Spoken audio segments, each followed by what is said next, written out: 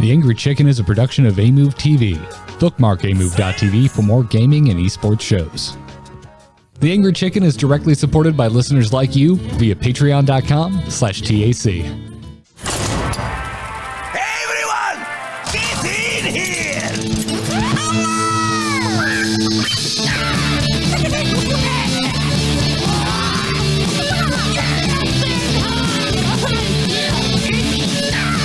Ready for action! I've got the beast in my sight. A podcast about Hearthstone, Heroes of Warcraft. This is the Angry Chicken.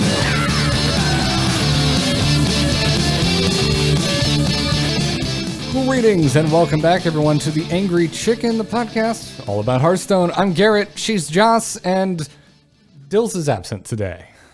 But that's okay. We are here to be your duo guide through the land of Warrior Stone.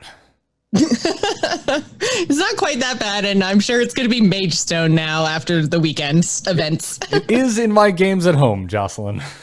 But yeah. There's some esports to talk about today. There's Hall of Fame replacement cards being not so subtly hinted at. We've got Battlefy being just a bad place to host your tournament if you don't want your deck list leaked. We're also going to talk about Freeze Mage, probably take a crazy game story, and then end on an email. But before we do all of that, we're here to talk about the only tournament bigger than Masters Tour Las Vegas, and that's the Angriest Chicken Open, because that happened over the weekend. Dills, who sadly can't be here today to congratulate everyone himself, held down the fort through Battlefy also being a bastard to him. Yeah.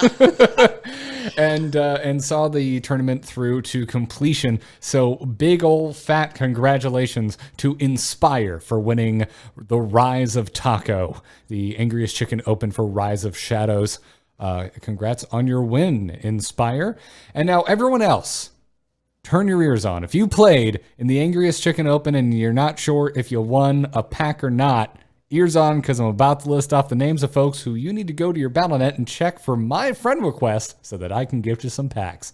Inspire, I'm assuming you know that you won some packs, but also Glasswalker, Rocket Sauce, Orpheus, Rival Annie, and Cheeseburger. If I called out your battle tag, you competed in the Angriest Chicken Open this weekend. Congratulations, you have won 15 Hearthstone packs. I have sent out friend requests as of this morning, and we have to be Battle.net friends for 3 days. I know we're real friends in real life, but as far as Battle.net is concerned, I can't gift you packs until we've been friends for 3 days. I don't know why exactly, but I love the battle tag Rocket Sauce. I don't know why. I don't know what it is. I just love it.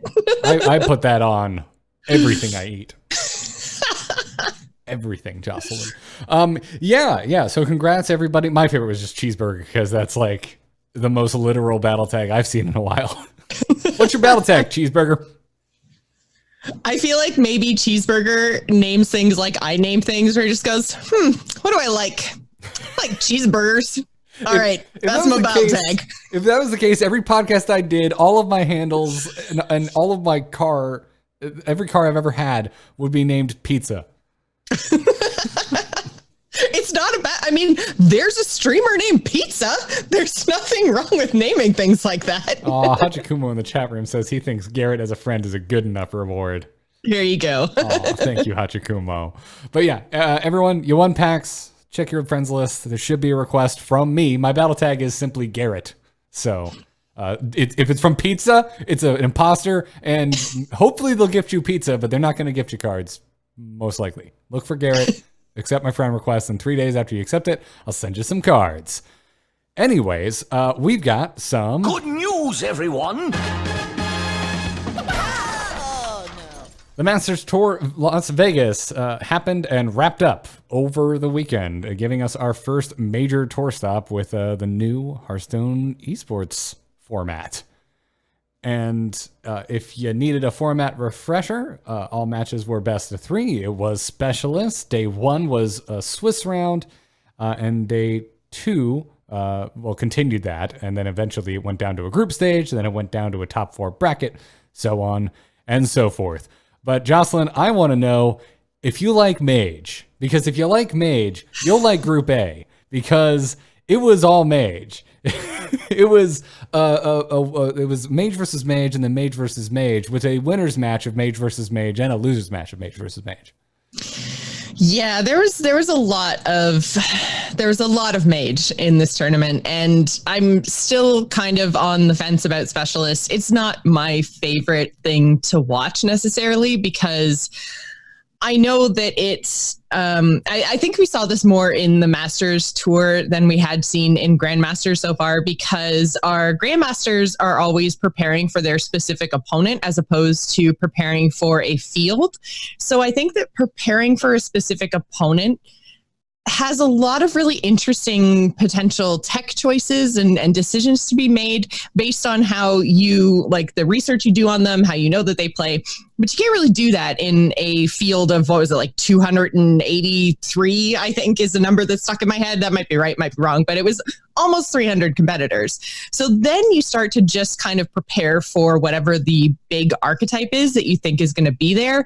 And we'll talk about the whole Battlefy leak later on, but it kind of means that basically your primary deck is the one that you're going to be trying to tech for what you think you're going to see the most, so that when you go into that first match, you're going to get that first win. And then your secondary and tertiaries are kind of for like the tech against the other 2 biggest archetypes you think you're going to see.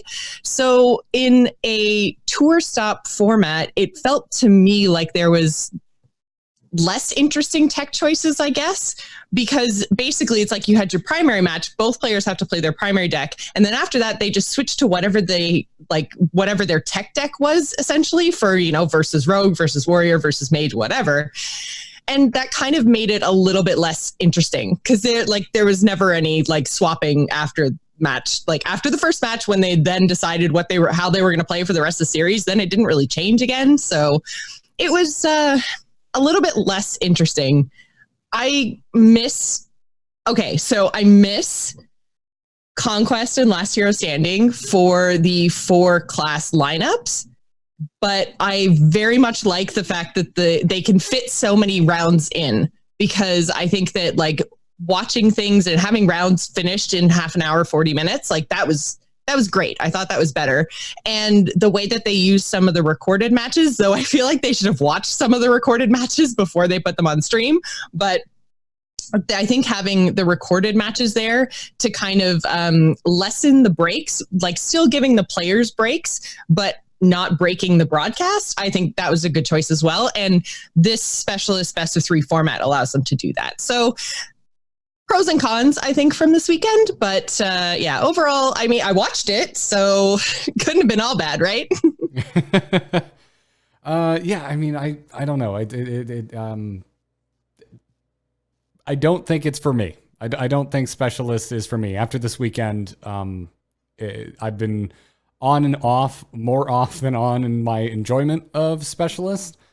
And, having an entire group of mages and having mostly an entire upper end of the tournament be only 3 classes, it really just bored me at the end of the day. And I guess it's part of it's the double-edged sword of Specialist, because you go back a few episodes, you'll hear me kind of talk about how I like that it's a more accurate representation of kind of the Hearthstone that we play at home with Ladder, where, it's you versus another class, and do your best. And a lot of us tend to stick with an archetype for a little bit, because when you deck hop, you tend to not do as well, because you're not going to be as experienced with all of the decks that you're playing. What I liked about Specialist, I don't think Specialist is not skillful. It's just not as interesting for me as a viewer, I think. It's definitely a competitive format for sure. I'm not going to argue that. I don't have. Yeah, that's not. I'm not going to call that into question at all. I'm not sitting here being like, oh, it's not competitive enough. It clearly is. It's just I don't find it very interesting to watch over long periods of time. I just found myself constantly kind of just zoning out watching this, because I felt like I was just seeing the same stuff over and over again. And as someone who doesn't particularly like mirror matches, when you get a mirror match, it's a lot of freaking mirror matches. It's and yeah, so I don't know. It's a double-edged sword because I liked it in the early days. I'm like, cool. I like Hunter. I like Paladin. I'm gonna watch the people that are playing that. But if it comes down to that, even in this case, multiple classes that I find interesting, none of them were in the top. I had to sit there. If I didn't like watching Mage, Rogue, or Warrior, I was up Schitt's Creek in terms of things that I would have found interesting to me. And yeah, and I think Warrior and Rogue, we've seen a whole lot of over the past few weeks of Grandmasters. And then, Mage has been rising in popularity, but it was all over the place at this tournament. Like you said, Group A was all mages. So it was once we got into the top 8, it was just like mage and mage and mage. There's a mage in every match. And that got a little bit, well, I guess except for Hypno versus Gallon, right? Because they were the two warriors, but it felt like there was just mages all the time. We were just always watching mages. So, and like you mentioned, Garrett, and Hachikumo in the chat room is mentioning that Specialist provides casters a chance to shine because they need to analyze the choices made by each player.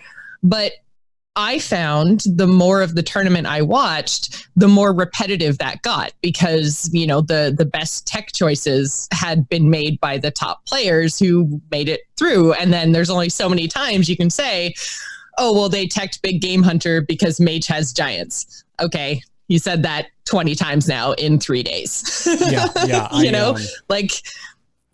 Yeah. Same thing, except if for me it was if I have to hear about how many bombs are in the deck one more time, I'm going to scream. I was just done, and it's part of that. I like when I started noticing it early on, I was like, okay, this is great because it lets the caster shine, but also it's a little murky. I would rather the game itself be telling me this information and not necessarily need the caster. Like I don't want the caster to be out of a job. That's not what I'm saying, but I don't. There's so much of it that is, I think. It's less apparent. It's less visual. The game isn't telling you as much, even down to the format. Like I find it strange that if I'm watching live and I tune in and it's game 2 or 3, I have no way of knowing what deck they're using, what they teched in, what they teched out. It would be very difficult to display that information on the screen. But can we try? I don't need to stare at the players' faces the entire game. Can we have something maybe cycle in or out? Just that alone was something that kind of started to irritate me because this is it. We've had enough specialists at this point. This is the first major event, so I'm here. I'm like, okay, yeah, I'm not going to sit here and give up points for production value anymore. I know they can do a good production. So what is kind of rubbing me wrong here outside of just me as a Hearthstone player wanting to see the classes I enjoy playing represented? Which I'm trying my best and failing on this program to meter. But there's a lot of other little things that kind of rub me the wrong way as well. Yeah, and I like what you're saying about being able to display some of the deck differences and things like that, and in line with the actual gameplay that's happening, because it was hard to keep track of. And the other thing about Specialists is with so few cards, even when they switch decks, sometimes you don't necessarily even get to see them draw those cards, and even just to drive the conversation a little bit more. I don't know. I feel like there's still across the board some work to be done with the format and with the dissemination of information, I guess, from the format, from the players, from the casters, just everything. It is new, so I'm willing to cut them a little bit of slack, but it's not getting me as excited as last year's stuff did. But I will say I enjoyed the Masters tour stop 100 times more than Grandmasters. Grandmasters is fine, but I don't watch it week to week. I watch a match here and there, but it doesn't pull me in because I think Grandmasters kind of has the same problem as tours had last year, just that it's on all the freaking time. So I don't want to watch that much Hearthstone. It's literally Friday, Saturday, Sunday every week, except for this last week because we had Las Vegas. So it's just, I can't stay interested in Specialist week to week. I'm with you there as well. I guess I like it a little bit more than last year in terms of just keeping up with matches that didn't feel as important. And that's what this is, right? Like for me, it's difficult to stay invested for over this long a period of time with really any esport. Even StarCraft, which I've really been enjoying. I fell off of the most recent GLSL season just because I got busy. I watched every game of season 1, and then right behind it was season 2, and I'm like, oh man, I forgot how close they stack these. And with Hearthstone, we haven't even had a major Grandmasters event yet. It's just game after game. I'm like, okay, can we have like a showdown for like someone to get knocked out or something already? And I know we talked about that at the announcement of Grandmasters, like, hey, can we have more potential for you to get knocked out and new players to come in? And that was me talking out of fairness. Now I'm just talking out of my own entertainment value. Can we please offer some players up as sacrificial lambs so that I'm interested? Yeah. And I mean, again, we talked about this with the announcement originally. I am 100% in the relegate more players boat. I think that we should be relegating, like 4 players. And I think that we shouldn't wait a whole season to do that, especially when you have Grandmasters competing in the Masters Tour, and the way that they are deciding if you get relegated or not, or the spots open for relegation are open to the people who win the most money in the Masters Tour. So that can be Grandmasters too. So I think if they have the opportunity to compete in Masters Tour to earn, like to save themselves basically from relegation, then open up more spots. Let them compete beside everybody else. I don't think 4 out of 16 in each region is too much at all, considering they have the chance to save themselves all year long. So I think more relegations would be better. It would definitely spice things up. I mean, I'm sure if I was a Grandmaster player, I might have a different opinion. Oh, of course. Who wouldn't want to get $1,000 a week? Come on. Yeah, exactly. But yeah, after this tournament, I just it didn't really do much for me. It definitely didn't do anything to alleviate kind of a sense of staleness I have been feeling over the past couple of weeks with Specialists. Which is crazy because it's the new hotness. It's the new format. Like if you're feeling like burnt out and stale on Specialists already, I feel like people got burnt out on last year's standing, and then we got Conquest. People got burnt out on Conquest. That's fine, but I feel like it didn't happen weeks in. Yeah, I don't know. I felt like smaller ripples were felt in a larger fashion with that because of so many decks were involved. You noticed the more interesting things were just bound to happen because at that point it's a numbers game. You're just going to see some whack job decks show up because there's so many decks being played. Whereas here we're specializing.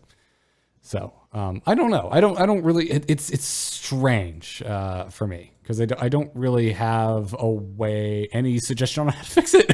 I don't really know how to make it better because obviously the state of the meta, the health and competitiveness of all of the top archetypes plays a really big role. And I even saw, I think it might have been Hachikumo again or someone else in the chat room mentioning that, hey, the meta isn't in a place to really kind of amplify a format like this. And in my mind, I'm like, yeah, but Hearthstone ebbs and flows. Over the whole history of Hearthstone, there have been healthy metas and not so healthy metas and everything in between. And we're going to have those. That's going to continue. There's just no way you're going to have a perfect Specialist meta at all times. I don't think that's a realistic goal. So with that in mind, is this sustainable? If a lot of fans agree with maybe yours and my sentiments here. I wish Dills was here because he seems to be enjoying it a lot more than I am. But. Yeah, and I think the probably Specialist format is definitely most impacted by the meta. It shines a really bright light on balance issues in a way that, as much as last year Standing on Conquest had decks that were dominant, it's you still had to bring another 3 or 4 and you could ban something. So we didn't see too much of the crazy dominant deck. So it allowed for some of the balance issues to be a little more subtle, I guess. But with Specialists, it's just balance issues, bad meta, habla in your face. And that doesn't feel so good. You're muted. Totally muted. Yep. It's been a day, folks. Yeah. But yeah, not sure what else to say other than there was a lot of Mage, and we're going to talk about Mage later in the show, specifically Dog's Mage deck. Yes, because Dog won. Did we even say that? Yay, Dog! No, we didn't. But yeah, congrats to Dog. I was glad to see him win. And boy, that really shores up his chances of staying in Grandmasters. Absolutely. Because, I mean, that's, again, like we mentioned, taking Masters Tour money winnings and using that to figure out who's going to get the 2 spots for relegation when they happen means basically if you come first or second in a Masters Tour, especially if the person who is ahead of you, so let's say you come second, if the person who came first is not in your region, then that bodes even better for you, right? So if we have like an NA winner and an EU second place person, then those are the 2 highest winners of their region. So it's, yeah, I mean, pretty much there's no way Dog's going home. Dog will not be relegated. He will be back again next season, which I'm not 100% sure when that happens. But when it happens, Dog will be back. So we still don't even know what the Grandmasters finals are going to look like, take place when, or we know that they're in November. So that would say to me, BlizzCon, it would be kind of crazy if they had everybody traveling to California for BlizzCon anyways. And then they were like, oh, guess what? Grandmasters finals are going to be 2 weeks later, also in California. Anybody want to come back? No, Blizzard, no. I would find that very unlikely if they did that. Yeah.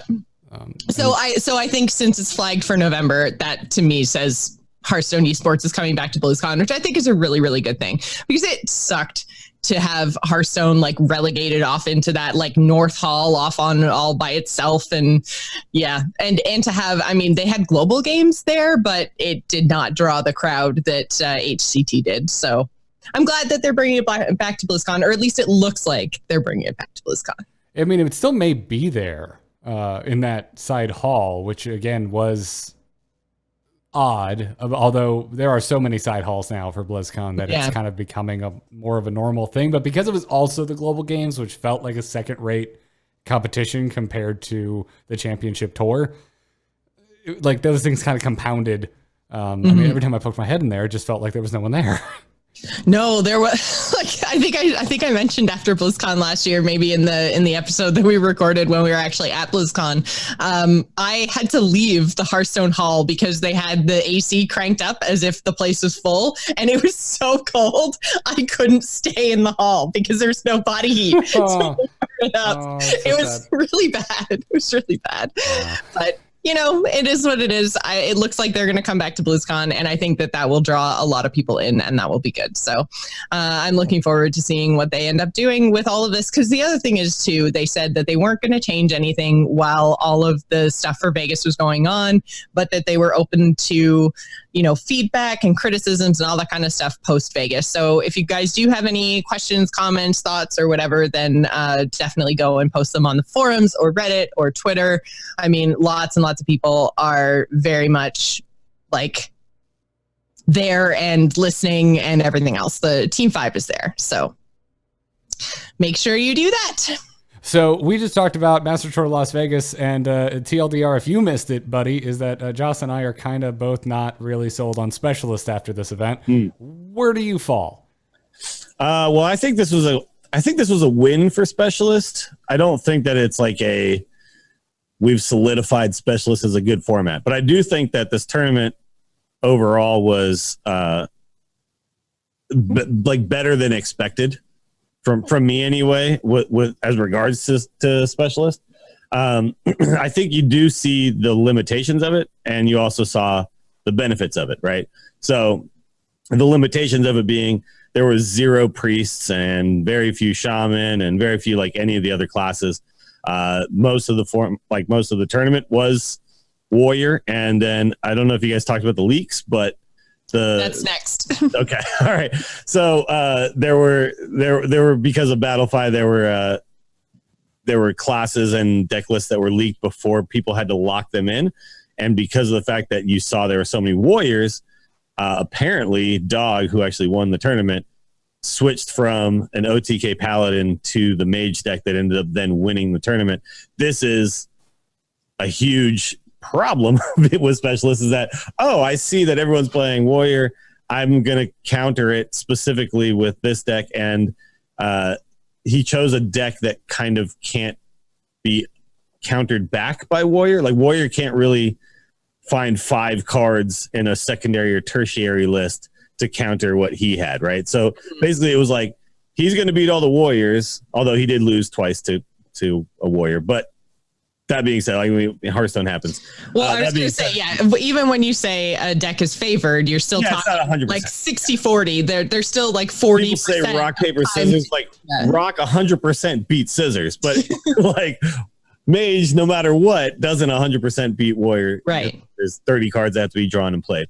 But so, like in a 5-card secondary and tertiary deck, you can't necessarily straight up counter the other deck. So he put himself in a really nice position because of the fact that it was Specialist. And in Conquest, that deck would have gotten 1 win against the Warrior, and then he would have had to get 2 more wins with something else, right? So like there I think is the limitation. Now, that being said, I still think it's a win for the Specialist format because we had 3 days of Hearthstone that were actually really interesting and intense with this format. And I'm not 100% sure though if that's Specialist itself or if that's because because of the meta specifically, because I find Bomb Warrior, with where the bombs are shuffled in, creates a lot of really interesting, tense moments and potential like play arounds, like filling your hand and burning the bomb, that kind of stuff.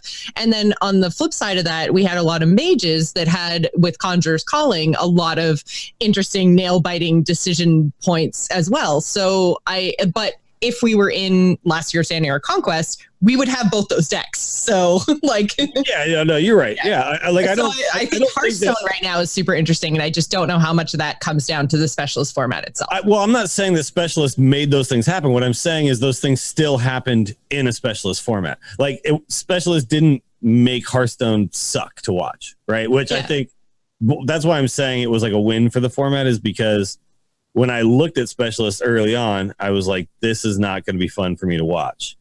I still had fun watching Hearthstone, right? And so Specialist didn't suck the excitement and energy out of it. And for it not to have sucked the excitement and energy out of it is important. Also, Specialist did give us moments like Dog's tertiary deck having Deranged Doctor in it, which then actually won him a game in the finals. Like that kind of, like, there would never be a Deranged Doctor in any of his 3 decks he would bring for Conquest, right? So like that kind of stuff is interesting. So there are things happening that are interesting. Is it a better format overall? That I can't say yes or no to, right? Like, I still think that I enjoyed the finals of last year's World Championship more than I enjoyed this finals. And is that a format thing, or is that just because of the way the decks worked and all? I can't say. Yeah, I think it's still too new to judge. Exactly. Like, that's my point is, like, when I say it's a win, I'm not saying like Specialist is the best. Let's go Specialist. Every Specialist hater sucks. Like, no, what I'm saying is, like, it actually worked and it was okay.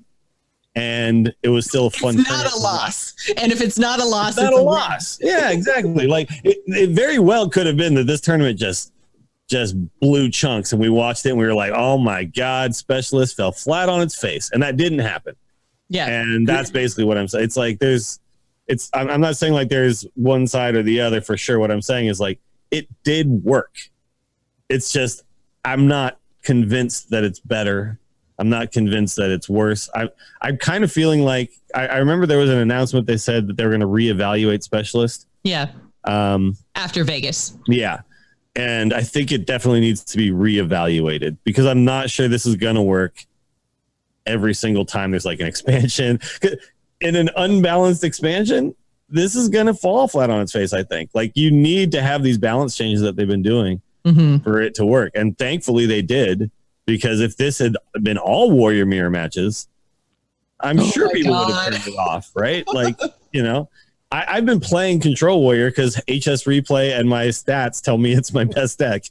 And I'm really not having fun playing it. Like I played 4 games last night when I got home off work. And then I immediately turned on Magic the Gathering Arena because I was like, because I played against 3 other Warriors in that span of time. And I was just like, I'm not having fun playing games that take 30 minutes, right? And I'm not having fun going to Fatigue and then rolling a Luciana and seeing what happens. So, you know, I will say though, real quick, this is my last like hot take on this. I think the whole mirror match thing, I think mirror matches are interesting. I don't like the argument that like mirror matches just aren't interesting because I think they are. Like basically, if you watch basketball or hockey or football, you're watching like a bunch of mirror matches, right? Like, oh my god, they put 11 football players against 11 football players. What? So but I do 100 of them aren't. 100 of them in a tournament aren't. No, what I'm saying though is like in Hearthstone and card games, specifically, mirror matches get boring because they're repetitive.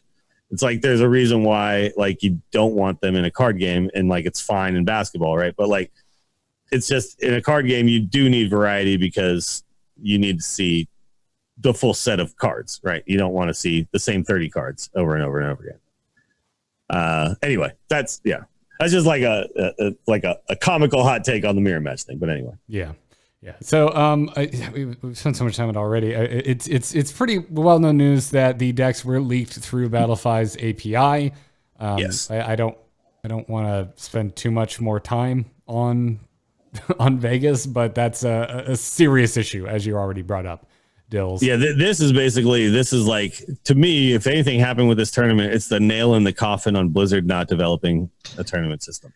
100%. And even not even like necessarily tournament mode. Sorry, guys. I know we're not supposed to talk about it anymore, but even their choice of third party partner, because the difference between Battlefy and Smash is that Battlefy's API is closed, which means it's not open to everyone to be bug tested, crowdsourced bug tested, basically. So Smash GG puts their API along with all their documentation out to the public. So when bugs are found, they can be fixed. Battlefy does not, which means that exploits in their system, if they don't find it, or if they don't pass on the, the discovery to the devs, which seems to be what happened in this case, because the exploit that allowed classes and then archetypes to be leaked was something that had been reported not by Hearthstone admins, but by Shadowverse admins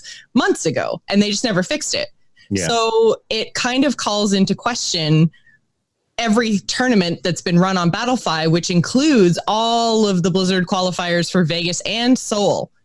Up to this point, they've like how many times has this happened where somebody didn't post on Twitter? Because basically this time somebody kind of used it for clout, right? Like that's how this like got out there to the world was someone said, hey, here's all the classes for Vegas. Somebody did API calls, found all the classes and everything, posted it on Twitter before the classes were locked, and like was basically like, hey, check it out, here's what's gonna happen at Vegas. In Vegas, and all the players were like, yo, dude, my deck isn't locked yet. Like, why are you posting about this?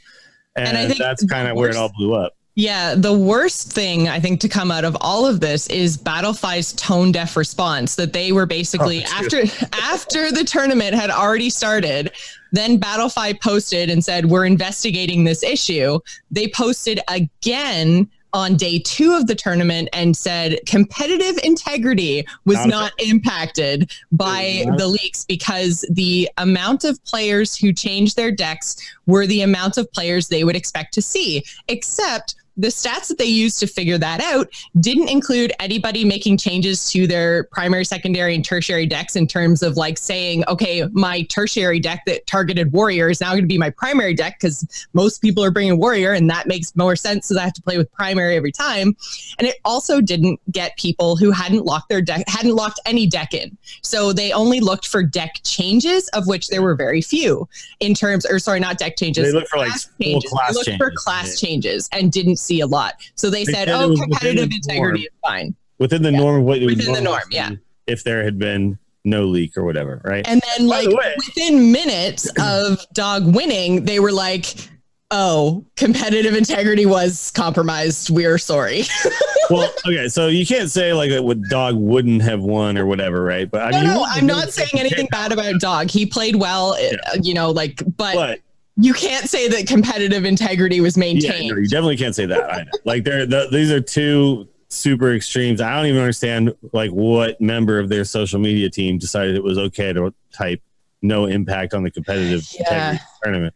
I feel for that person, you guys. I am telling you, I feel for that person is putting applications in for new jobs right now. But the other thing about it is that this also, like, if they're saying, oh, it was within the normal, you know, deck changes that happen before a tournament. Well, if your API has been open for this long to hacks, just say it's maybe normal, the normal that you're looking at isn't actually normal because people are hacking and changing their.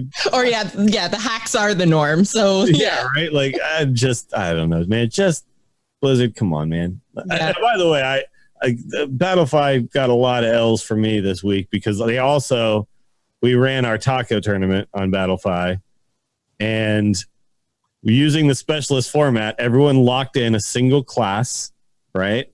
I clicked specialist format. Everyone submitted specialist decks, a primary, a secondary, and a tertiary. And then tournament starts, and Battlefy is asking for a ban, a class ban in a single class tournament. What? And the whole first round was a spectacular, and I don't usually swear on this show, but it was a spectacular shit show. Because everybody was like, what do I do here? I can't ban the only class my opponent has. And I was like, I don't know. Let me open a ticket. And then nobody responded. And then finally we figured out, just ban the class. And then you can report the score as normal, because now you can still report the banned class as winning the match. The whole thing was like, what? Like, how?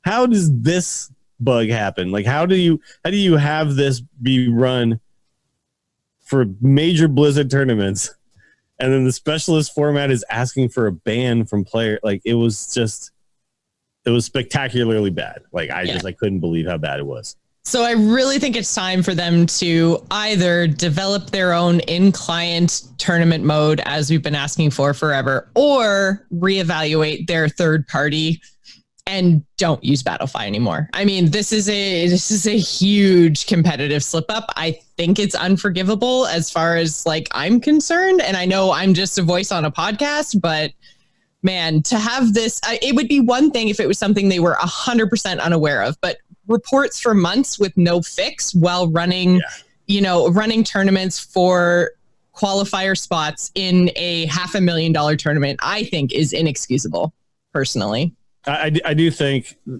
that action needs to be taken. I'm not like, I don't think we need to like take Battlefy's head out and put it on a spike in front of the, for the world to see or whatever. But I do think there needs to be repercussions, right? Like Blizzard needs to like step up and say, hey, if we're going to use you for all of our stuff, you need to make sure that your site is solid. And it seems like that just hasn't happened, right? And they just literally, I do agree with inexcusable, but I also think I understand how it happened.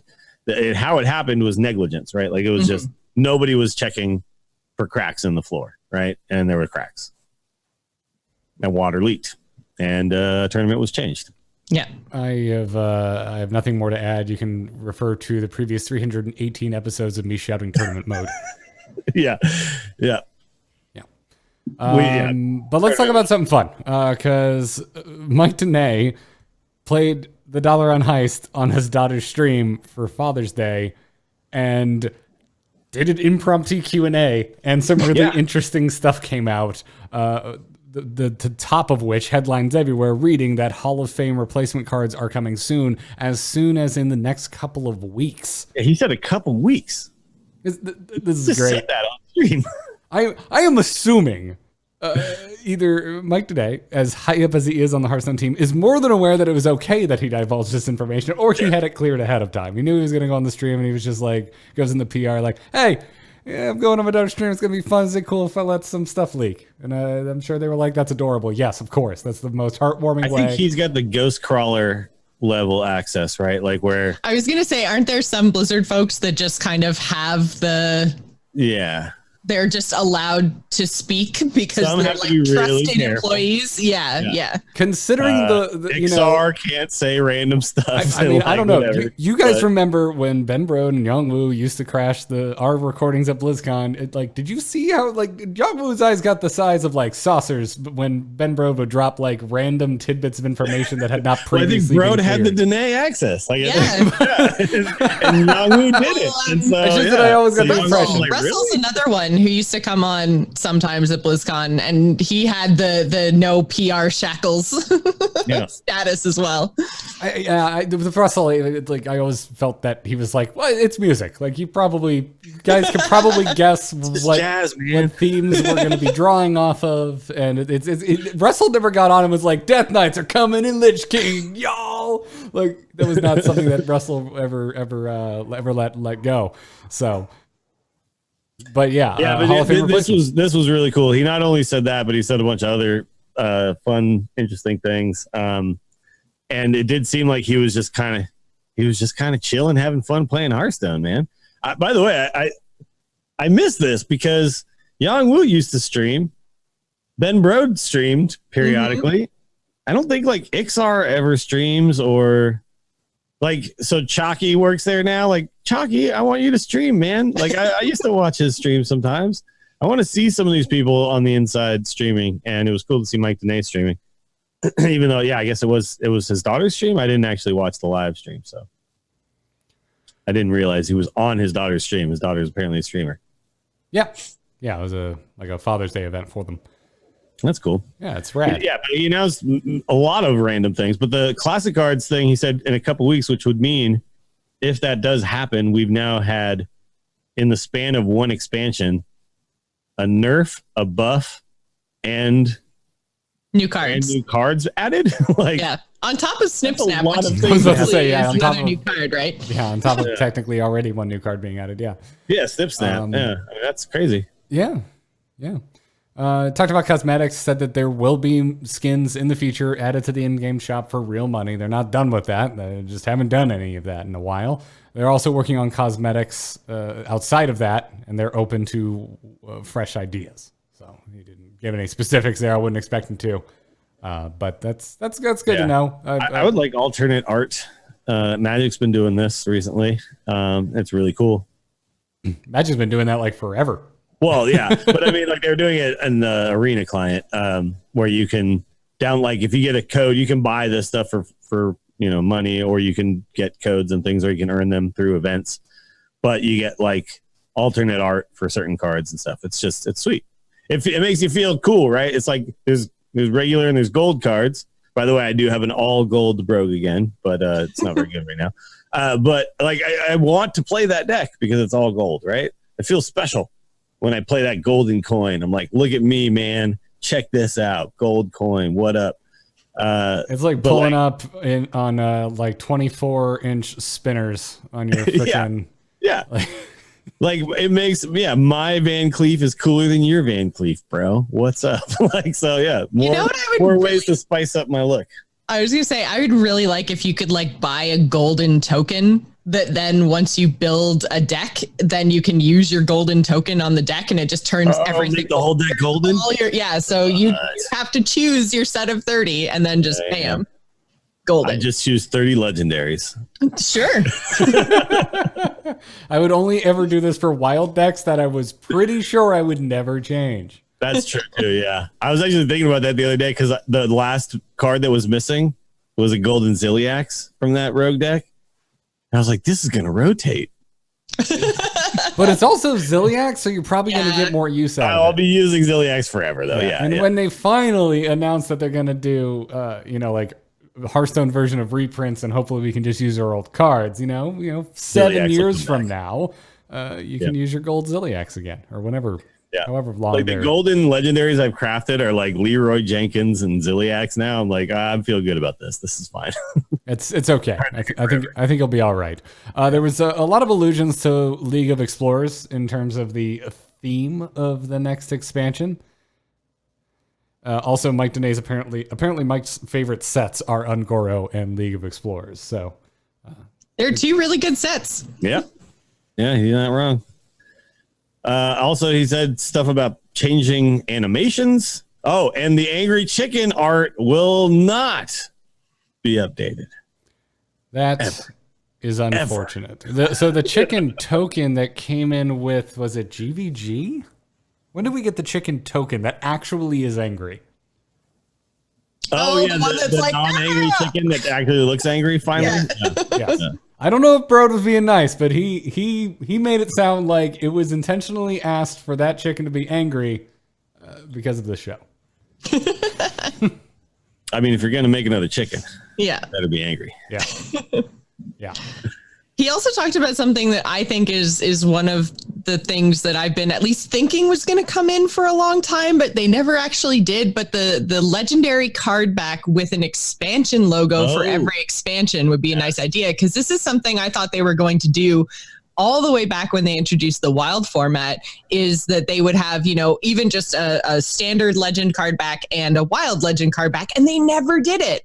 And then after that, then they introduced there was one other time, and I can't remember, maybe it was like ladder changes, I think. So when they added like the buckets, I thought, okay, maybe there's going to be like a classic legend card back and then like a new ladder card back. Oh no, when they added like the rank floors and they changed rank floors, back and stuff, yeah, because it's but like they never changed it. Now is quite different, I guess, than exactly. If you get legend every month, you roll back to rank 4 now. You used to roll back to rank 17. Yeah, exactly. So it's a different climb. Yeah, well, you went all the way back, and you didn't have the cushions of every 5 ranks not being able to drop down again. So, I mean, like, I thought when they made those changes that they were going to change the legendary card back as well, and they never did. So, I don't know. Maybe they're finally coming, you guys. I don't know, but. It would be cool. I would like to see. It's a good idea, anyways. Yeah, like, but here's the thing, though. It's like if I had, if I like, I'm just thinking like if I had 20 legendary card backs, I don't think I would use any of them though. Like, I do think that there is something to be said for like there just being a legend card back and then that's it. Because I doubt I would be like, look, I was legend 6 expansions ago. Let me. But what if it was display that card back? Like, I think they need to be different enough from each other that like they matter, right? Like they need to look cool. Well, we just talked about how much we like golden decks. What if the legendary card back or the legendary reward for hitting legend in a specific expansion was whatever that expansion like pre-order bonus card back was, but all golden? Ooh, that'd be very cool. Now that'd be sweet. That would be very, very cool. So then it changes with every expansion, but they don't really have to do a ton of more art, and you can just pick the gold version of the card back you like the most. I gotta go to bat. I'm gonna go to bat as the art nerd. It needs the legend gem. Like, it needs it. Okay. It's that because the rest of the card pack for legend looks kind of jank. If I'm being honest, it's like crappy old leather.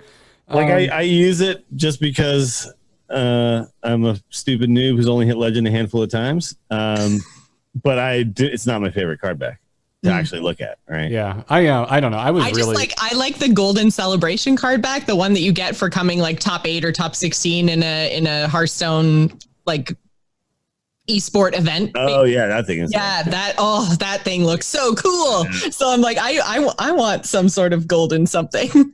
Sure. I want a wild legend card back. I want the legend card back with vines all over it. By the way, small side note, I thought that I was just going to hit legend every month after they made that change where you'd only roll back 4 ranks. But the 5 to legend is the grind. It's not the 16 to 5. Yeah. The 5 to legend is the grind. And knowing that I'll only roll back 4 has actually made me less motivated to try to hit legend than rolling back from like 17 or like to 20 or whatever. You know what I mean? Like, it's so funny how I thought that motivating factor was going to matter. It has not. Like I've hit legend exactly the same amount of times I think that I did before they made that change. It's Like, I mean, it is just times. Yeah. it's black Most and white. months I don't even climb out of 5, honestly, at this point. Like I'm you just can't like get a win I'm streak. playing whatever. Yeah. I mean, you can't get a win streak. It is just a fact that it is hard. We need other motivating factors, clearly. And I think you're right. Like card backs, like super exclusive cosmetic things, that would motivate me 100%. Yeah. To try, like, to feel like legend mattered each month. Yeah. It doesn't feel like it matters at all anymore. Well, let's take a break because I want to talk to you about what motivates me to not feel anxious about traveling. And that's my sweet luggage from awaytravel.com/TAC20. When you know you're never going to run out of battery power. I mean, that's a motivating factor right there. Let's play some games. Fine print, you will eventually run out of battery power. What? If you have a long enough wait, you will eventually run out of battery power. But your away luggage can help you with that because both sizes of their carry-on have an optional battery that pops in and out, so you don't have to like charge it the night before by wheeling your luggage over to your outlet. You can actually take the battery out, charge it, and then put it back in its special slot that is accessible from the outside of the freaking suitcase. I love this thing because I play a lot of video games when I travel, and this helps keeps my devices charged. But I also like my away luggage just because it's actually nice and well built and lightweight and has the four-wheel setup with the 360 spinning. Before that, man, I had the worst hand-me-down luggage. It was hideous. I had that one. There was only 2 wheels, and one of them was like kind of off, like a bad grocery cart. Oh gosh, yeah. When you're just dragging your luggage across the floor, and there's nothing rolling. It's just dragging. Yeah, it's nothing worse. It's rough, but I really enjoy my away luggage. You should check out their offerings over at awaytravel.com/TAC20. They're super durable but lightweight at the same time. It can carry a surprising amount of stuff, even if you go with what I have, which is the smallest size carry-on that they make. I love this thing. I've done 5-day trips with it, and it fit everything I needed. And it also has I did a whole week in Dallas, dudes. What? A whole week with a carry-on? Just with this carry-on. And I literally didn't even have to really try because the super cool like zipper, it's magic. All I did was load it up, fold it in half, and then I was like, this is never gonna go together. There's like this much space between the 2 pieces, and it was just like zip. And I was like, okay, away. You win. You're magic. It's solid. It's solid. And they will fix or replace any suitcase ASAP if anything breaks. And they've got free shipping within the 48 lower states. So go check them out, not just for all of those awesome reasons, but also because they're supporting the show. If you go to awaytravel.com/TAC20 right now and use the promo code TAC20 during checkout, you'll get $20 off a suitcase. Again, that's $20 off a suitcase when you go to awaytravel.com/TAC20 and use the promo code TAC20 at checkout. We thank them for their support. And now, let's talk about that deck that Dog switched to. It is very hard. Wanna blow something up?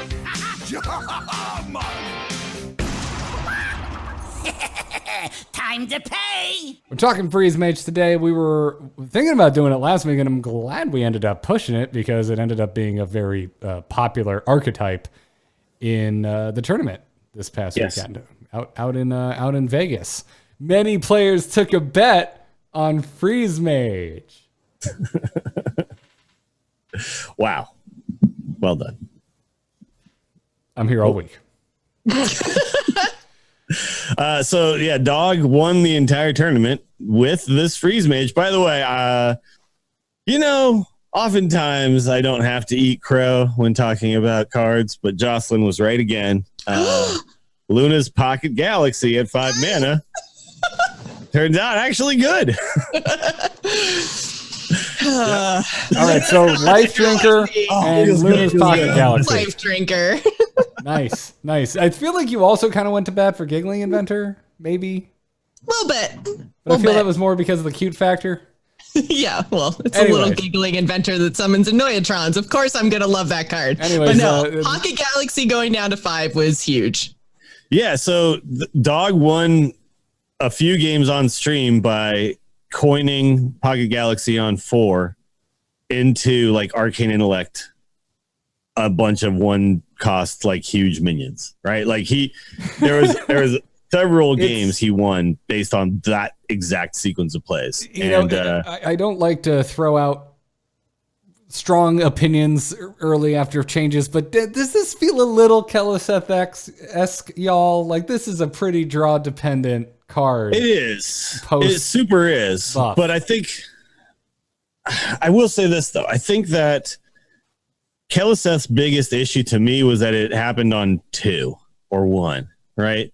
I think it's okay when it happens on 4 or 5 because it at least allows the game to have some sort of texture before you get to this massive play. I mean, as someone you also have to have the ability to basically skip a turn, right? Yeah.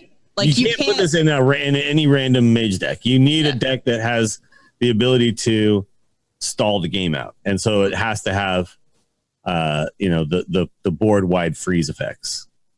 Oh yeah, totally. This isn't like, how do I build a mage? Well, put Luna's Pocket Galaxy in and then start building your. No, you're right. You need the stall. You need the freeze effects. It wouldn't work without it. But I don't think you're wrong though. It does have the like, if I draw it, I win. If I don't, the power spike of this deck post Luna's Pocket Galaxy versus games where they find it late it's night and day. The way the deck feels, the way it feels to play, the way it feels to watch. I mean, you could tell the first game of the finals, you're just like, oh, okay, this is going really well. It's true. It's like if you with Keleseth was in like a lot of decks, right? And they were all like tempo decks and stuff. And if it happened on 2, you'd feel like, okay, we lose. And if the Galaxy happens on 4 or 5, you're like, okay, we lose. That being said, I think that it's still healthier. I just think that you're right. This is like wild growth for Druid or something like that, right? It's like, oh, they had wild growth on 2. I guess the game is now over. I do agree with you that is not a feel good type of card to have. I'll walk it back by saying I think it's okay in the current meta because we also have Warrior with an insane power spike on 8. So this deck also was a great call for this tournament, but it's not necessarily a great call for the ladder. You get destroyed by every fast deck. So, I got rolled up by a Zilliax. A Zilliax looked at me and just went, really? Yeah, that's hilarious. Luna's Pocket Galaxy, you say? Well, how about all these 1-drops like shoving their damage into your face? You know what? You know what's better than Luna's Pocket Galaxy on 5? 7 minions on board by turn 5. Yeah, exactly. I do think though that in a world where there is a lot of people playing Warrior, this is a deck that you can play. By the way, Pocket Galaxy, if we're talking mulligans, Pocket Galaxy is the number 1 card in the deck. You just keep it. I was actually really surprised when I was going through and looking at stats and stuff and trying to learn how to play this deck that like no matter which class I clicked on HS Replay, it was always like Pocket Galaxy, Pocket Galaxy. I was like, you always keep Pocket Galaxy against everybody? Crazy. Even against aggro, because against aggro, you will be at like 14 when you play Pocket Galaxy, but then the turn after you play it, you can do stuff like Frost Nova, Giant, or Frost Nova like Caligos, Conjures, like you can do crazy stuff after that, right? So it's just the winningest card in basically all matchups, which is kind of crazy to me. Like a 5-mana do nothing that turn is still the best card in the deck. Oh, crazy. It's just, it's because of what it enables you to do from that point on. Because suddenly turn 5 might be do nothing, but turn 6 is do everything, right? So, by the way, against aggro, the other keeps are Acolyte. You need to be able to fight back on the board at least a little bit. So Acolyte of Pain, really, really good to just kill some tokens, draw some cards. Doomsayer is obviously a huge tool. You saw Dog actually do this quite a bit where he Doomsayered on turns where it wasn't necessarily that he was going to have a strong next turn. Because oftentimes in other decks, you would Doomsayer to like try to take away a turn, like try to take away like a giant turn for the opponent or something like that. Or take away an important like 3-drop for a deck. He was just like playing it to just buy time, right? So he'd play it early. I mean, you can essentially think of it as another freeze. Because it's literally just like, hey, let's just take another turn off because my deck needs multiple turns before we can really get to my power spikes. Yeah, but against those fast decks like Zoo and or anything else, all the mech hunters and paladins that are going around right now, you also kind of need the Doomsayer after your freeze, because otherwise your freeze isn't, all it's doing is just pausing for one more turn. This deck doesn't actually have a lot of ways to fight for the board. Well, I've actually found too that the Doomsayer is not even that good against like Token Druid and stuff like that, because you play like on turn 5, you're like, Frost Nova Doomsayer, what up? And then they just make all their guys have Death Rattle, summon 2/2s. And you're like, oh, Soul of the Forest, that's a card. Never mind, you still have a full deck of stuff. Yeah, now all your Wisps are twice as bad, and they're Treants, and I cry. Yep. Token Druid is one of those really cards bad that matchup. Yeah, I think Doomsayer has changed in how you utilize it. It used to be that you would always hold it and try to get value. I think now it's literally just gain 7 health or play it early and slow things down, right? Yeah. The other card against aggro is Keysmith, which there's only one of in the main deck for Dog, but he did put a second one in his tertiary deck. And I actually think Keysmith on the ladder could be a 2 of, because this card actually does quite a bit. For 4 mana, you get the 2/2 in play, and the deck doesn't really run a lot of low cost minions, period. So just the 2/2 in play is actually pretty important. But being able to put things up like a counter spell, a spellbender, these types of cards, and then have it so the opponent has to guess, because it didn't start in the deck. So there's not like, oh, I know exactly what this secret is. They always have to guess. It really just kind of changes the game quite a bit in that mid spot, which is hard for this deck to do. And then also it has the side benefit of being a weak 4-drop that can then be Conjurer's Calling into double 4-drops, which are then generally way better than a 2/2, right?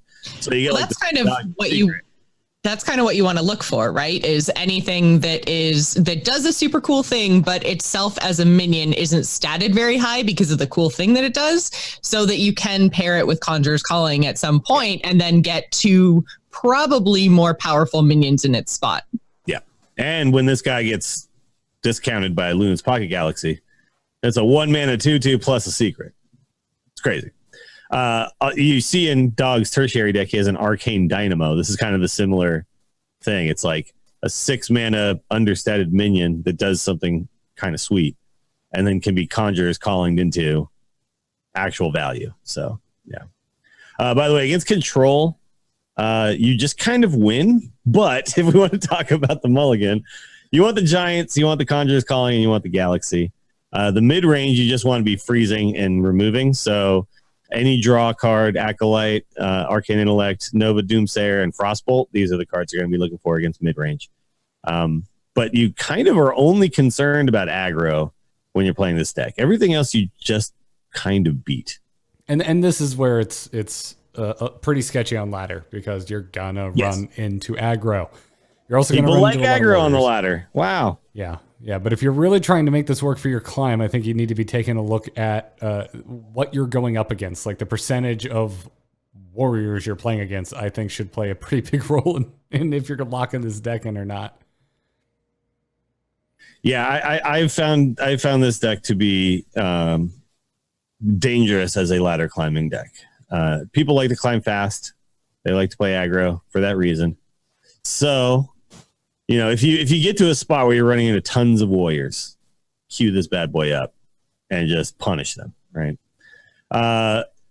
So the power spikes we talked about are basically anything after Pocket Galaxy. But also you have, the ability to like turn 7 Giant plus Conjurer's Calling. You have the ability to late game drop an Archmage, Frost Nova aboard, and then have that Archmage stick and then just start burning your opponent out with fireballs. There's lots of that was one point that I noticed that Dog was doing a lot in the tournament, was the Archmage Frost Nova play.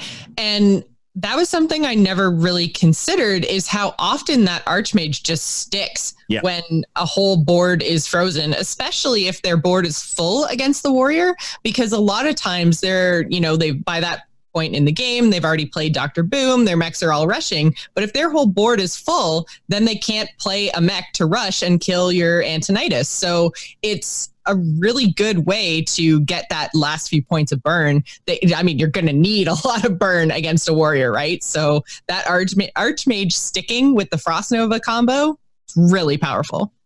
Yeah, it's kind of in a lot of these control matchups, it's like the only way to actually win, because you can't get a giant to stick, or you can't even get like double giant to stick. Like a lot of times the warriors would switch to like tertiary decks that would run double big game hunter and super collider and stuff like that.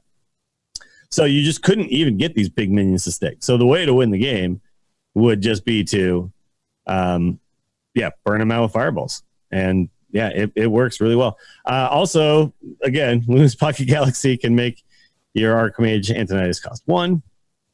You can make 1,000,000 fireballs in one turn with like Ray of Frost and stuff like that. So really good card in this deck. First fireball costs 0. And your Caligos costs 1. It's wonderful. Oh my god, yeah. Dude, Caligos costing 1 is the most disgusting thing ever. And then turning it into like double Hakar with a Conjurer's Calling. Oh yeah. You know when you have Alexstrasza in your deck and you're like, oh, defensive Alexstrasza feels really bad because it's a lot of mana. Well, when it's 1 mana, it's fine. By the way, I was watching. Now I know this person listens to the show, so I'm not picking on you. But I was watching somebody play this deck on ladder because I needed to get my quest done, spectate quest done.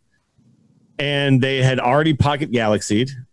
They had already played Archmage Antonidas and gotten some fireballs. And then they were holding the Alexstrasza, trying to use it offensively for like an OTK.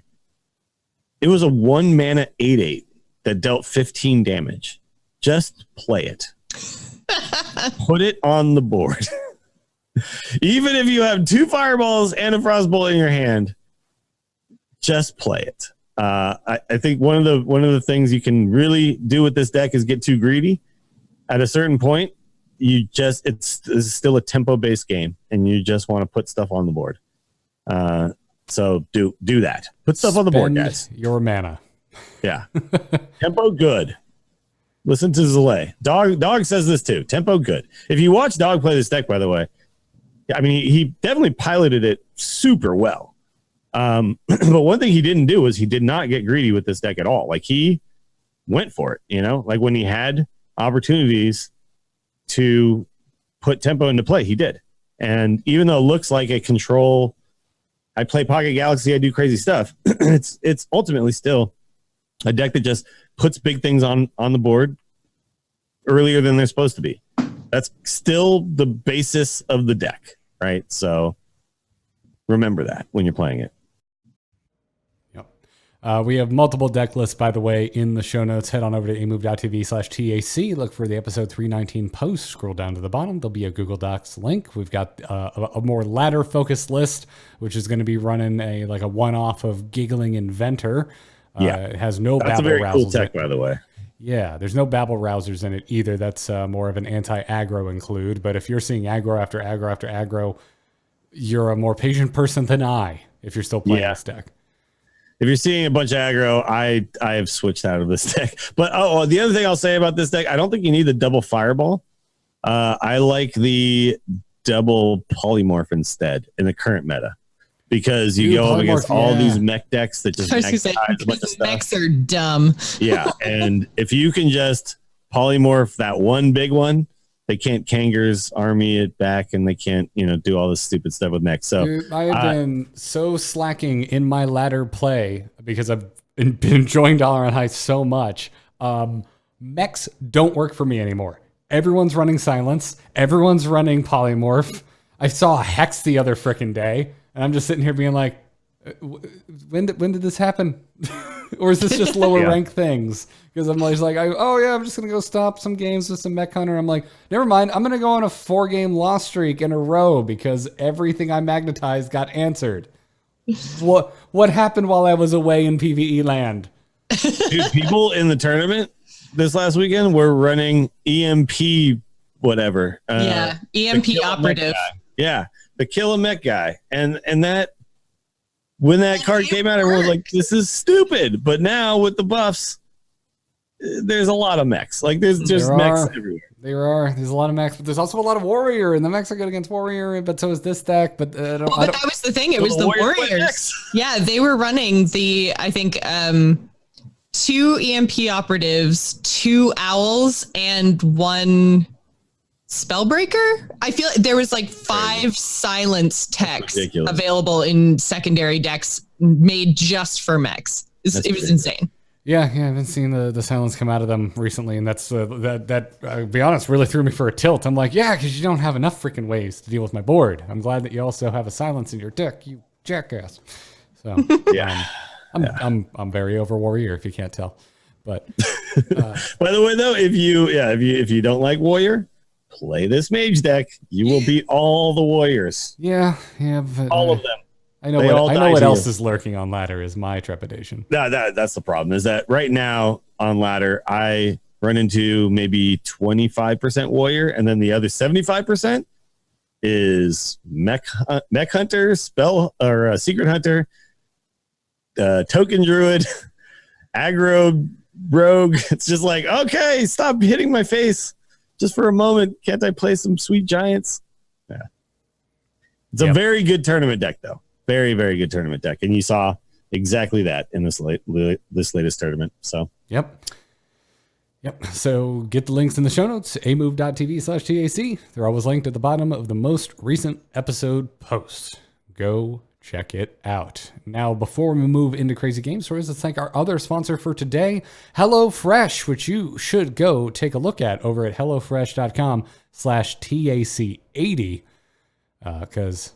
well, we'll explain the 80 in just a moment. But first, if in some universe you are unaware of what HelloFresh is, and I would find that extremely unlikely, especially if you listen to the Angriest Chicken, seeing as, Dills, how many times have you and I talked about how they're probably the only thing making us eat remotely healthy at this point?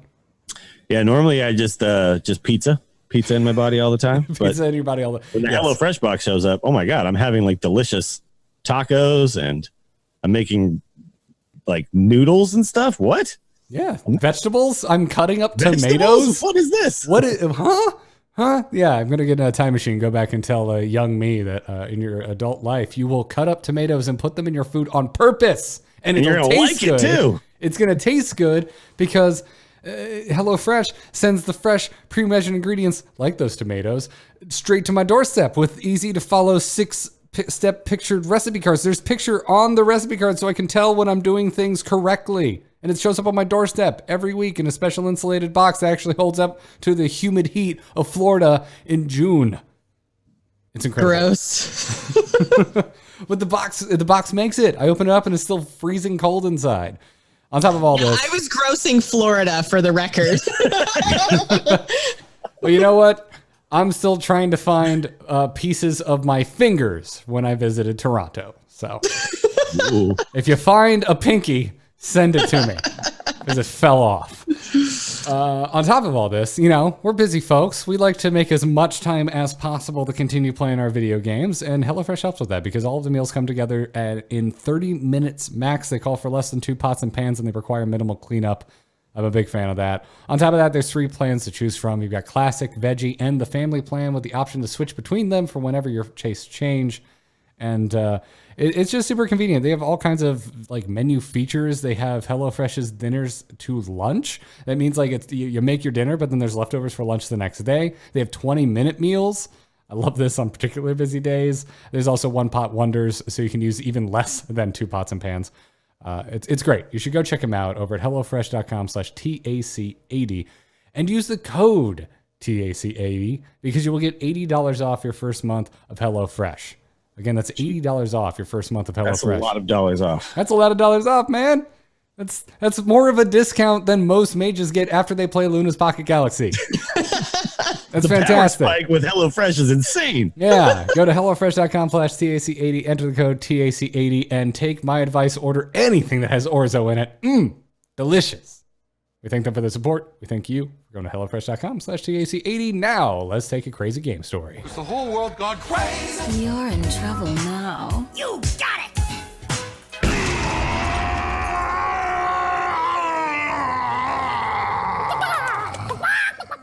You can send your crazy game stories to tacpodcast@gmail.com. That is the email if you want to send anything in to the Angry Chicken. Be a part of the show. Let us know what you're thinking. Share your fun stories with us. If you're a patron, you can message us directly over at patreon.com/TAC. Or, congratulations, you're in the patron Discord because you support the Angry Chicken. Drop us a message in there. There's lots of ways to get in touch with the three of us. Betty A writes in this week and says, hello, Barnyard Fowls. I thought I would share my crazy game story. That's a hell of a way to start an email there, Benny. Yeah. I'm ready. For this game, I found myself facing off against the elusive shaman on ladder. I was playing Secret Hunter. My first thought was that I was facing Murlocs, so I decided to keep Explosive Trap in the mulligan. A few turns went by, and the shaman player spammed totems. So then, I knew that I was in for a tough match against Control Shaman. I carefully played minions so I didn't overextend into their Hagatha's schemes, and my opponent was starting to run out of AoE and hexes. Then, with a welcome to my domain, he turned into Hagatha and started to refill his hand like crazy. I still have the board though, I thought. Then, the game took a fateful turn. With the Stormbringer he got off of Hagatha, he turned his Totem and Sludge Slurper into 2 Deathwings. Oh crap, That's I big thought. takes. Those are. I killed one with a deadly shot and played a freezing trap in a desperate attempt to stay alive. My opponent was looking smug as I was down to only 11 life and he had Deathwing and a walking fountain. However, I had a secret weapon. One of the green question marks on my side was a secret long thought to be one of the worst in the game. Misdirection! The walking fountain procced my freezing trap and snake trap, and then my opponent thought they were home free. With a smile, my opponent pointed the red arrow to have Deathwing attack my face, but to their horror, the crosshairs from Misdirection pointed past my snake trap snakes and onto their own face. With a satisfying smack, they had sealed their own fate, and victory was mine. This is like the eye for an eye kill. Yes. This is So, although like, a secret nobody ever saw coming. I mean, I would make a very strong argument that it's all the more impressive because it's Misdirection. There were snakes on board. Exactly. Well, Misdirection knows the place. Yeah, it is. Detective That's Garrett is on the case here. You didn't know that your opponent was smiling. Wow. That seems like artistic Got license. That seems like artistic license. I think the opponent was definitely had a stern look on their face, probably more likely. This is a good one though. I like this because first of all, you're talking a deck nobody really runs into, and then you're talking a weird way to win the game. I like it. This is good. Yeah, with a random spell got off Hagatha too. Like it wasn't a normal game on either side of the board. This was so much random awesome Hearthstone's full of stuff stuff right now. Yeah, It's complete insanity, and Yeah. and the freaking Stormbringer is also now cheaper. Thanks, buffs. Yep. It's so I've rad. been trying to make that work, by the way, and I still think that Pocket Galaxy 2 mana. That was all that it needed, right? But Stormbringer, you still got to stick a bunch of. This is where it You have to matters. stick a bunch of stuff, and then the minion pool is not nearly as good, right? Oh yeah. You get like Your Azalina. legendaries could be anything. It's not like it says Stormbringer summon Deathwings. Yeah. But sometimes it does. Sometimes it does. Sometimes it says summon 2 of them. And we're glad it happened for Benny and thankful that Benny shared the story with us. Again, send your stories into tacpodcast@gmail.com. Before we take an email or two and wrap this up, we want to thank those of you supporting us over at patreon.com/TAC. Becoming a patron of the Angry Chicken gives you all kinds of perks like access to the Angry Chicken Discord server, early signups for tournaments, all kinds of stuff. So go check it out, patreon.com/TAC. On this episode, we want to thank our latest patrons, Mac H. and Jenner, no last name given. Thank you for the support, everyone. And if you like what the three of us are putting down on the Angry Chicken and want to support us, patreon.com/TAC is the best way to do so. Now let's bring it home with some emails. Hello? Hello, it's me. Hello? Just quickly, do you get my message? Yep. Oh. Hello, brother.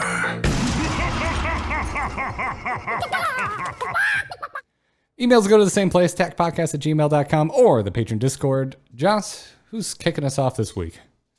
The first email comes to us from Corey, who says, "Hey, angry chicklets. I feel like magnetic is becoming a problem. Like charge in the past, magnetic feels like a situational charge that is becoming less situational with how many mechs there are in the game. It already has powerful combos with stuff like poisonous being magnetized to deal 1 damage to all minions on board, which is an awesome board clear. But when a mech inevitably sticks to the board and then they magnetize it up to be an 8/8 with lifesteal, divine shield, and charge and smacks you in the face, it feels bad. Am I the only one who thinks this? I would like to hear your thoughts."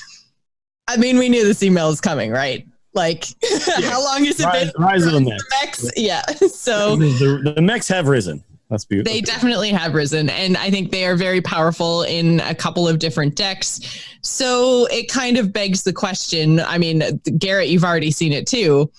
That, how much mech tech do I put in my deck? And sometimes you're able to shut them down with only a couple of silences, or like Dills, you mentioned polymorphs too. So I think there's counterplay to mechs, but yeah, I can see it potentially. I mean, it definitely feels bad when you are able to answer mechs turn over turn, and you spend your whole turn answering their board only to have one thing that you finally can't deal with.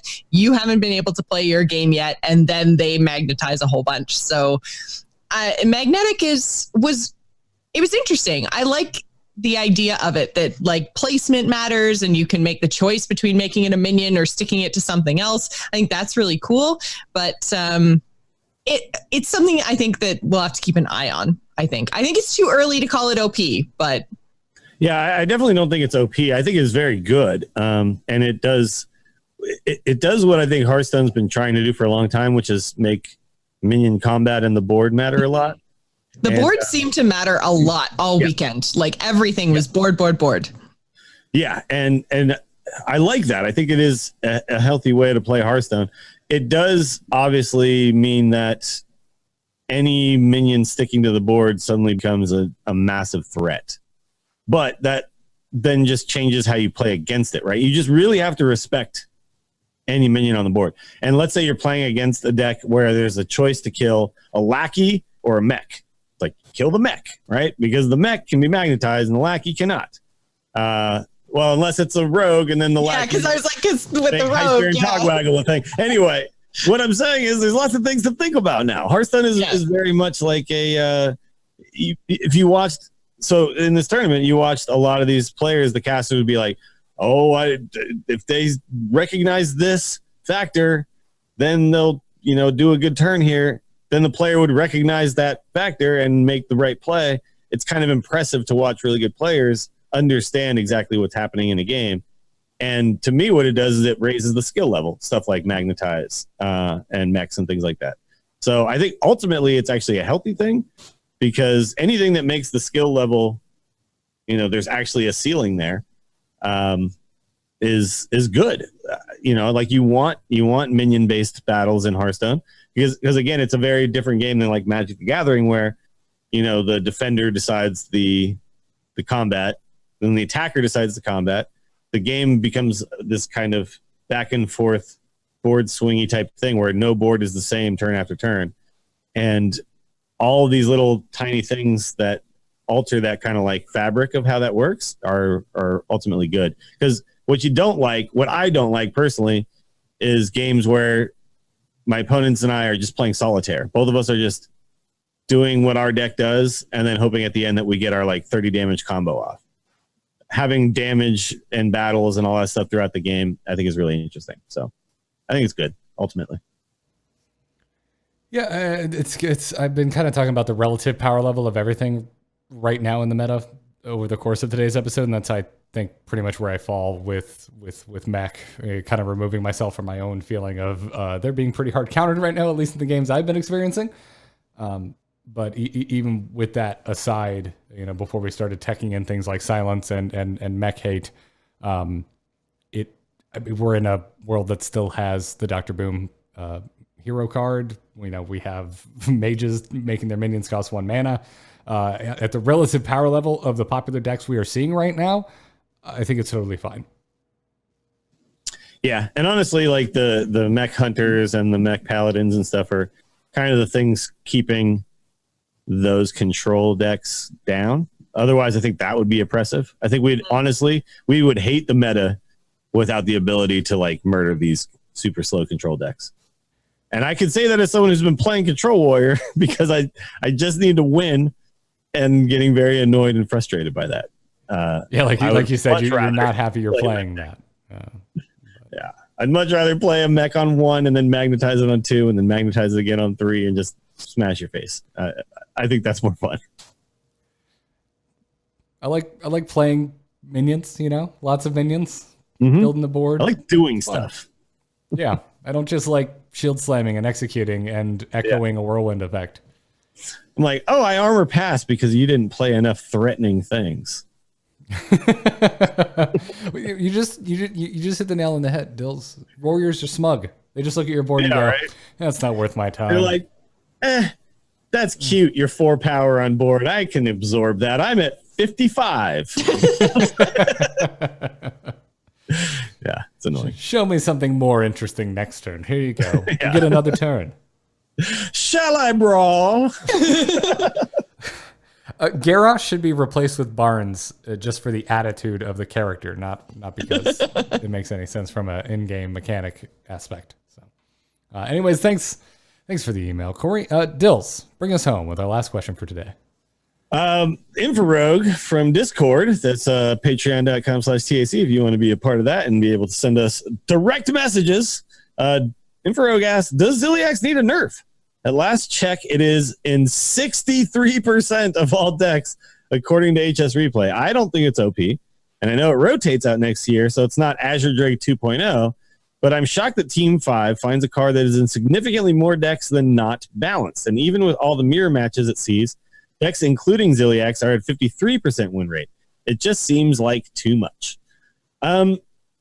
I don't think so, only because I think Zilliax does a healthy thing for the game, which is provide a neutral heal and defensive spot to all decks. It is not, I think, in the Giggling Inventor spot that we saw when, what was that? Was that Boomsday? Boomsday came out? Yeah. Where that was just ridiculous. Yes, just every deck put it in. Yeah, just every deck had it. Like, so 63% is a lot. That being said, that means 37% are not playing Zilliax. Yeah, the effect that Zilliax has on a single game of Hearthstone, I think, is like it is the perfect level of impact compared to the other cards we've seen that are in this genre of topic, I guess. Yeah, it's like, so think about the other cards that kind of fit this slot, right? Like Sludge Belcher, Giggling Inventor. These kind of cards, I would say also, what was the taunt from Ngoro? Tar Creeper? Yeah. Tar Creeper, yeah. Well, these kind of cards are important. Sorry, I'm losing my voice. These kind of cards are important for Hearthstone. They must be neutral and they must be impactful. And I think that without them, Hearthstone becomes... It's like you don't want Hearthstone to tip in one direction. It's like the boat can capsize very quickly, right? Like if we don't have these options, aggro suddenly becomes the dominant force in Hearthstone. And if we don't have aggressive options, control becomes the dominant force in Hearthstone. So it's like Zilliax kind of like is right in there. It's fixing that hole. It's like making sure the boat doesn't sink, right? Like you've got this option and it can be used offensively, defensively. It's got so much that it can do, and very much in the vein of all those cards, the Sludge Belchers, the Tar Creepers, all that kind of stuff. It also it fills that neutral healing slot. Yeah. that has been something that has really kind of existed throughout the majority of Hearthstone's history. And remember Healbot? Healbot was like the old school version. Yeah, Antique Healbot, a refreshment vendor even. Like if we want to go do a deep cut from an expansion we kind of all agree on didn't have a huge impact on the game at the time, from TGT. Yeah. And I look at Zilliax as a card that does that. Granted, does more because it can work as removal the same turn it is played, but I think it's okay because it can't go face in a world with Magnetize. That's really freaking important. But I think that's kind of where, with the rise of the mechs, that could potentially become a problem, because before we were playing it on 5 as just a 3/2 Divine Shield with Lifesteal and Rush, and we were using it to clear things and it couldn't go face. But now that there are more mechs available on the board, it means that Zilliax's effect could potentially go face if you magnetize it to something else, and it's also going to heal for significantly more than it did before. And so I think that it's worth watching now that mechs are more powerful and snip snaps in the game and everything else. And we're actually seeing mech decks in Hunter and Paladin that are making impacts on the ladder, because those are the places I think that Zilliax could really be abused, as opposed to in the other, like you were saying, it fits really well in along the lines of Tar Creeper and all the other cards that you mentioned. I 100% agree with that. But now that mechs have become more powerful with the buffs, I think it's worth watching. And they have said they've kept their eye on it since it was put in the game, because it does have such a high play. Yeah, it does have such a high play rate. They know it's a popular card. But I also do think, though, like, you know, we talk about cards like Dr. Boom and all these things, and like, oh, they're problematic. There's the counterpoint to all of that, where there needs to be powerful cards. Like, you need to, you want to have the ability to like do something where you're like, bam, dude, got him. Like, Zilliax on my pogo hopper, let's go. Like, those kind of things need to happen, right? Otherwise, like, card games aren't that fun. Like, you need to do stuff where you're like, that's super powerful. And I do think that there are certain things like Dr. Boom on 7, now I win. Like, that's not as fun as magnetize a Zilliax to the mech that you left alive, and I'm at 4 health, and now I'm at 16. I think that is cool and fun and should stick around. But you are right, like, that with the mechs becoming as good as they are, it has changed the game when it comes to Zilliax, right? Like, it just adds another piece to the equation. Yeah. It's something without getting buffed, it got buffed. Yes, exactly. Yeah. It's true.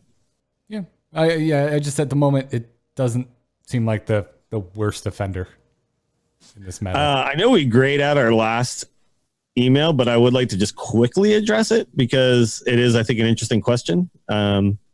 Just Hidden Jester asked about where to find resources for specialists, and there aren't any yet. So the best one right now is just go. we crapped all over Battlefy earlier, but hey, go to Battlefy and look up the specialist qualifiers for Soul and the ones that happen for Vegas, and just click on the winner's name and look at their list. That's basically the resource for specialist right now. Well, Find people who won tournaments with specialist in Battlefy and look at their lists. I wish there was a better answer for that, but that's basically what it is right now.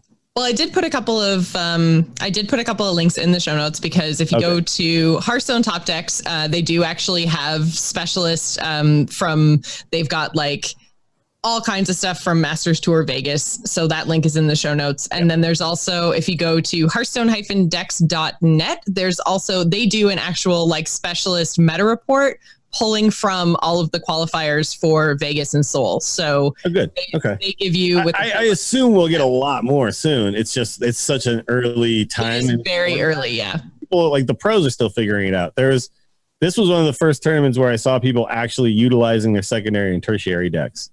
And the other place to look is the Hearthstone official site, playhearthstone.com, I think is what it is, right? Because they list the deck lists for all of the Grandmasters stuff. Yeah, exactly. Yeah. It's right now we're kind of in the Wild West when it comes to specialists. So I just wanted to address that, because I think it is a solid question to ask right now, but we don't need to spend like a million years on it. Gotcha. Well, that's going to wrap it up for the show. Thanks again for everybody supporting us over at patreon.com/TAC. Again, that is the best way to support this program. So if you like what we're doing here on the Angry Chicken and you want to support it, patreon.com/TAC, head on over there. Also, a huge thanks to our producers, Declan H., Sean C., and Cheesy Bob. Thank you very much, you three, for supporting the show. The whole back catalog of episodes is over at youtube.com/AMoveTV. So if you've got some catching up to do, head on over there. You can also find deck lists from previous strategy weeks by going back through there. You can typically find us Tuesdays at 4 p.m. Eastern Time right here on twitch.tv/AMoveTV. But before we go around the table, Dills, where can everybody find you?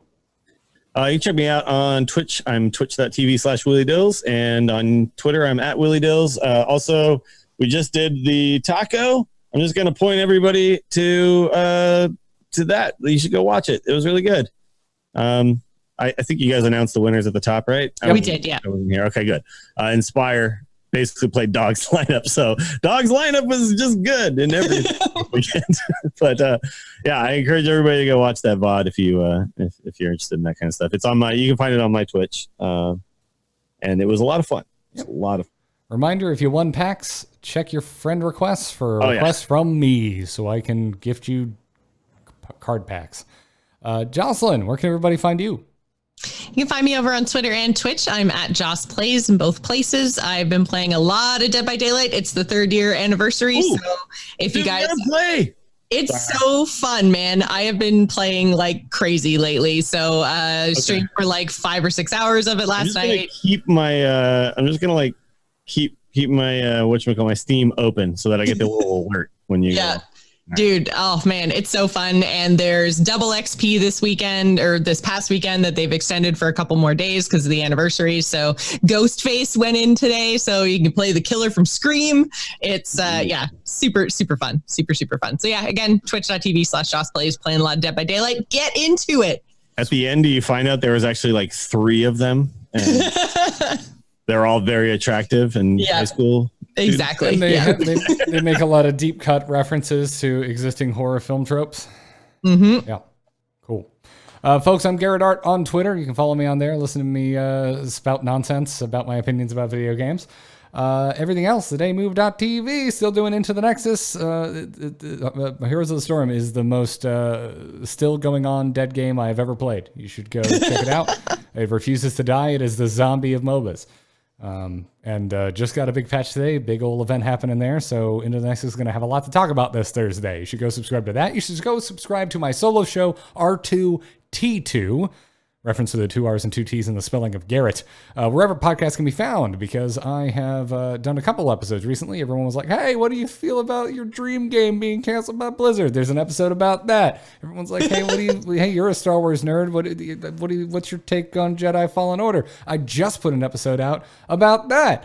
TLDR, the demo looked terrible, but then all of the interviews came out and they're like, yeah, there's like most of this game that we just decided not to tell you about. So if that sounds interesting, that Respawn is advertising their game without telling you what the game is, you should go listen to R2T2.